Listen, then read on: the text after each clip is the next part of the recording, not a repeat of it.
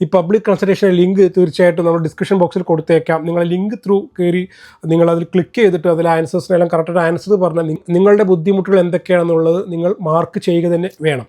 കാരണം public consultation ഈ ഫെബ്രുവരി 12 അവസാനിക്കുകയാണ്. അതിനുശേഷം നമുക്ക് ഇനി ഒന്നും ചെയ്യാൻ സാധിക്കില്ല.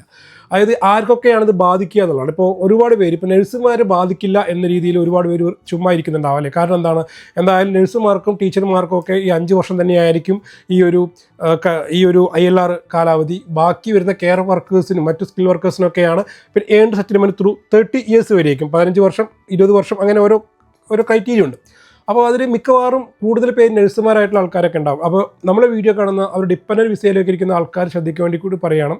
നിലവിലെ നിയമപ്രകാരം ഡിപ്പെൻഡൻറ്റ് വിസയിലുള്ള ആൾക്കാർക്ക് പ്രത്യേകിച്ച് പ്രശ്നങ്ങളൊന്നുമില്ല. അതായത് അവരുടെ മെയിൻ വിസ ഹോൾഡർ നഴ്സാണ് ആയിരിക്കും. അപ്പോൾ അതേ കാറ്റഗറിയിൽ തന്നെ ഇവർക്കും അത് ഏൺ ചെയ്യാൻ വേണ്ടി സാധിക്കും എന്നുള്ളതാണ് ഞാൻ മനസ്സിലാക്കാൻ വേണ്ടി സാധിച്ചത്.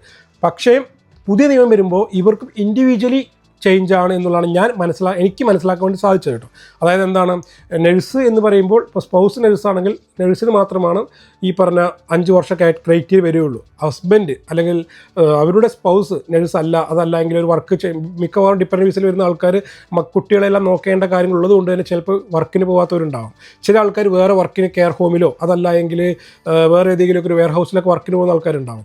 നിലവിലെ നിയമപ്രകാരം അവരത് ബാധിക്കില്ലായിരുന്നു. പക്ഷേ ഇപ്പോൾ പുതിയൊരു പബ്ലിക് ഈ പറഞ്ഞ ILR മാറ്റങ്ങൾ വരുമ്പോൾ അവർക്കും ഇൻഡിവിജ്വലി ആയിട്ട് അവർക്ക് ILRന് വേണ്ടി ശ്രമിക്കേണ്ടി വരും.